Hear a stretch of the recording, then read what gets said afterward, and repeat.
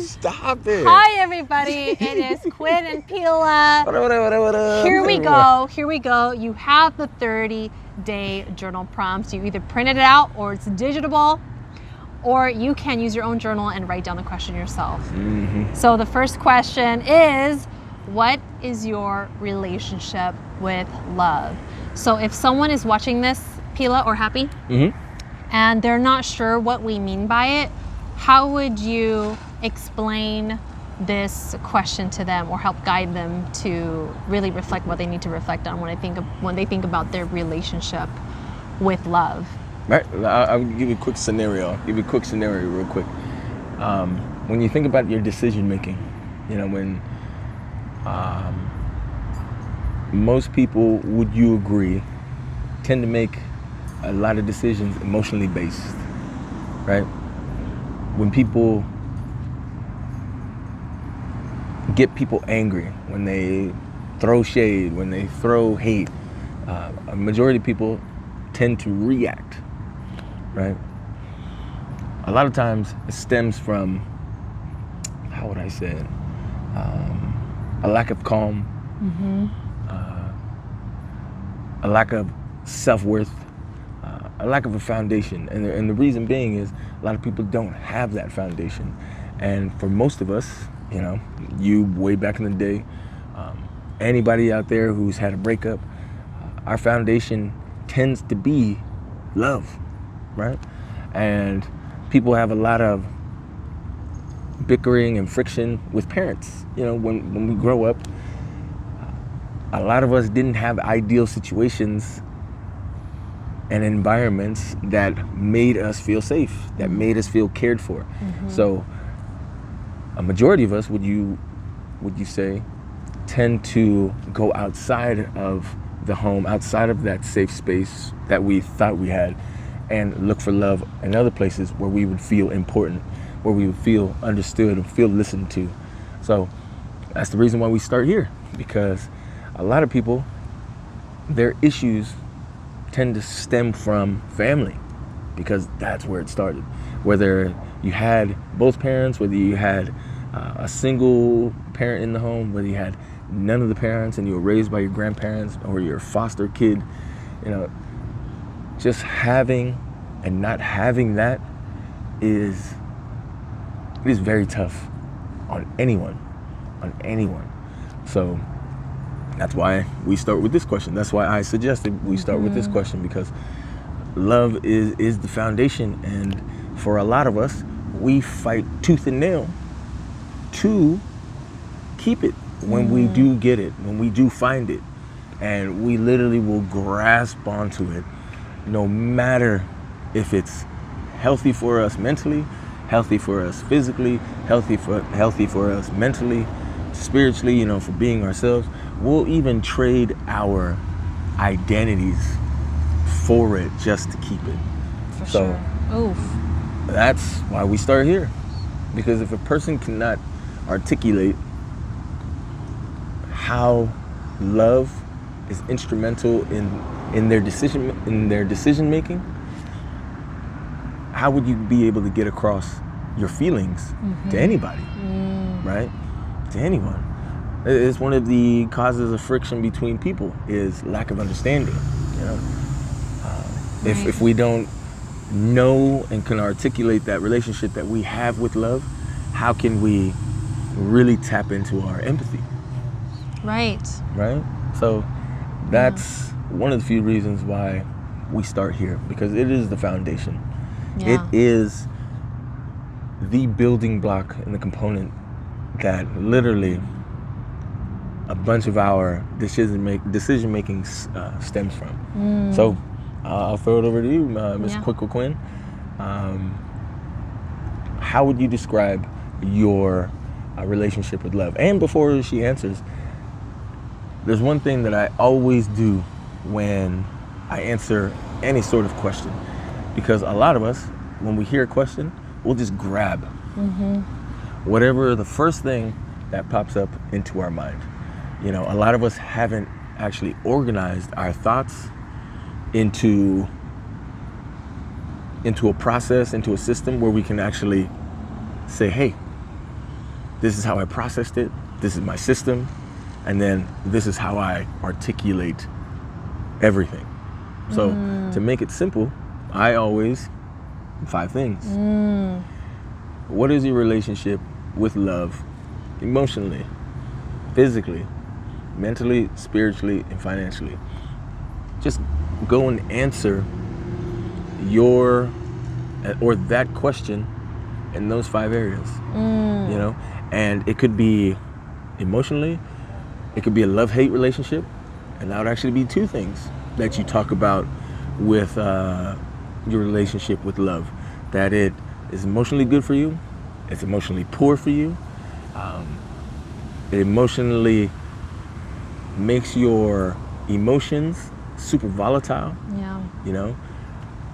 It creates a lot of fire. Your relationship with love could be articulated as passion. You know, it could be in many ways, but what is it for you?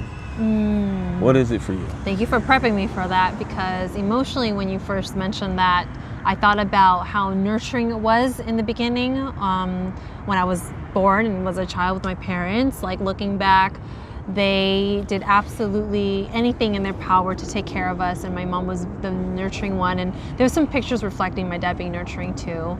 So emotionally, it started off solid, I would say. It wasn't until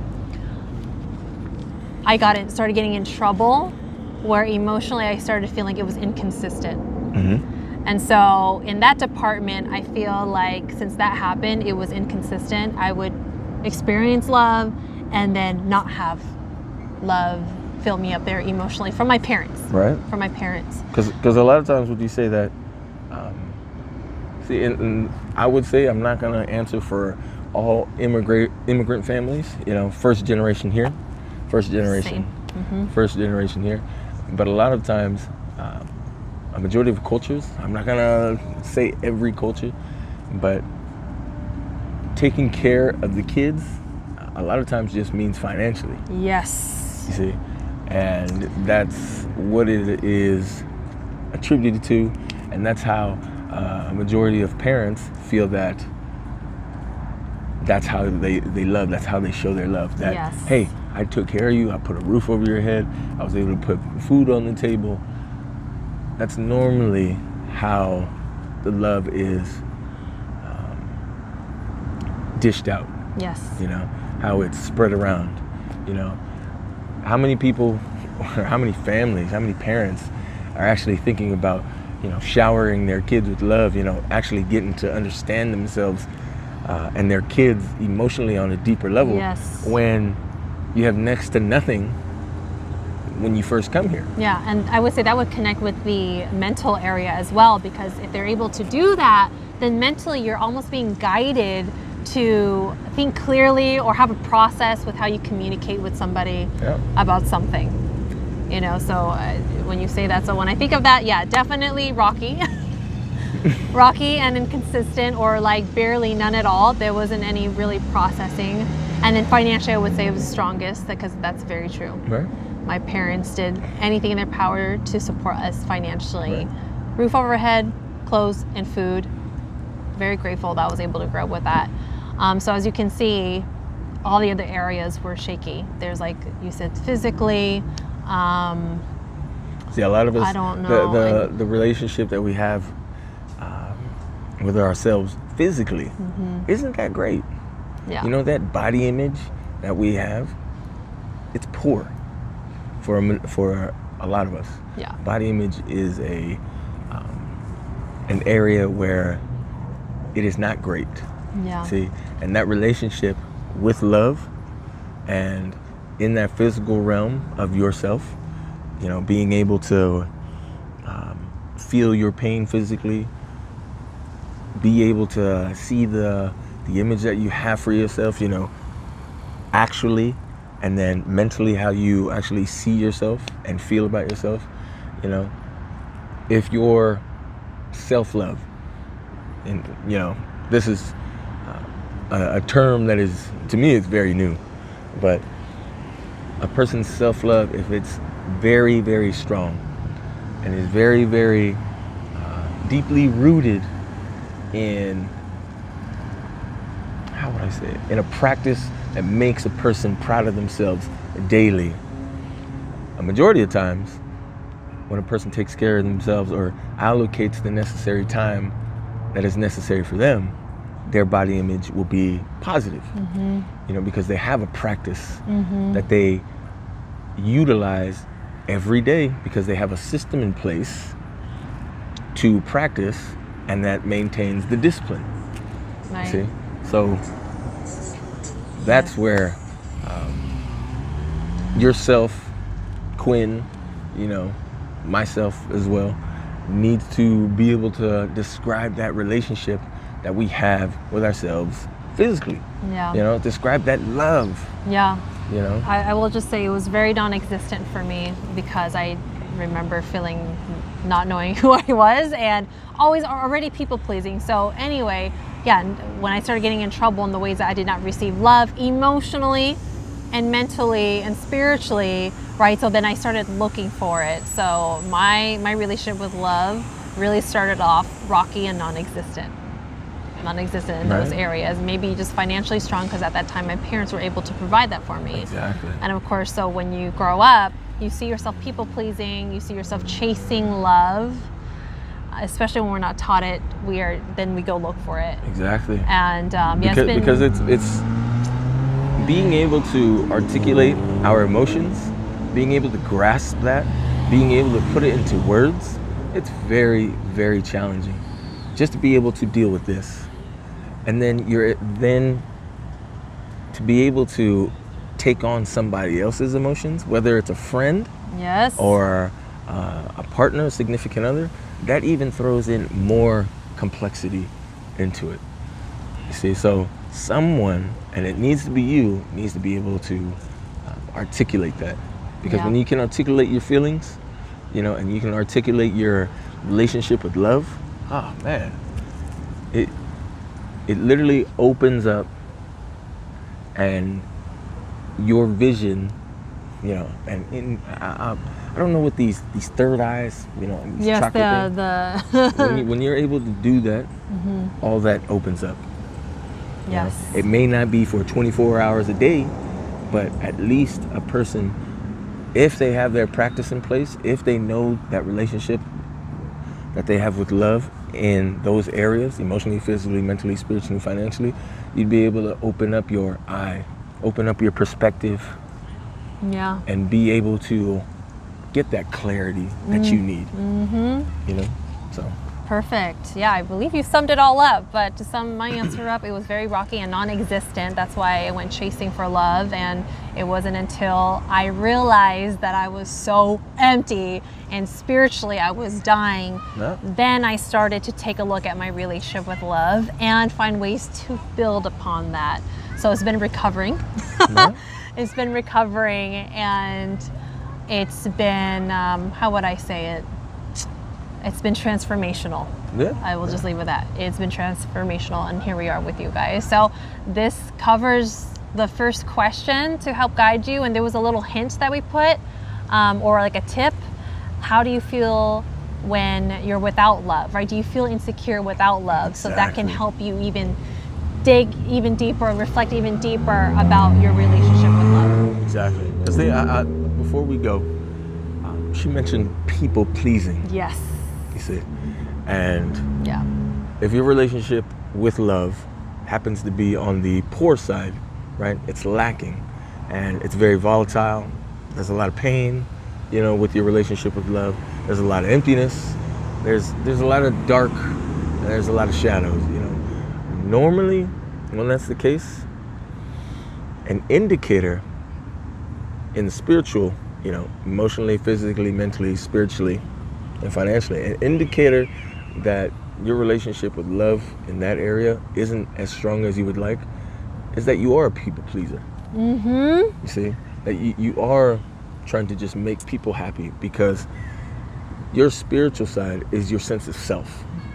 You see, that's where I explain it. That's where I go to when I think of the spiritual self, not religion, which it could be. I'm not saying not, but what I would suggest is it's your strong sense of self. How well do you know yourself? How well do you carry yourself? Could you be by yourself in public settings? Could you go to a movie by yourself? Would you be comfortable in a social setting by yourself?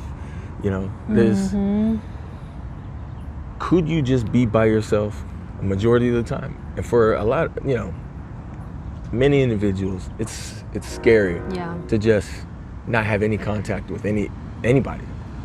You see, anybody. So that's why people jump on Instagram. It's one of the reasons why they jump on the book face, why they call their friends, why they text. They seek out, connections, because they're empty. Or not they're empty, but they feel a certain something that is yearning and telling them, hey, this is not comfortable, so I got to reach out. Yeah. Instead of being comfortable here. Yes. Just with yourself. So that is an indicator. That is one last thing, to think about before we go. Love it. All right, you guys, if you guys still have questions, if you're still stuck, please comment down below, because we're going to address all the questions or concerns or on Saturday at 5:00 p.m. Pacific Standard Time. So yeah, welcome to the first day, and we will see you tomorrow. Yes, adios. Bye. Arrivederci. Ciao. Ciao. Stay magical, everyone. Mwah.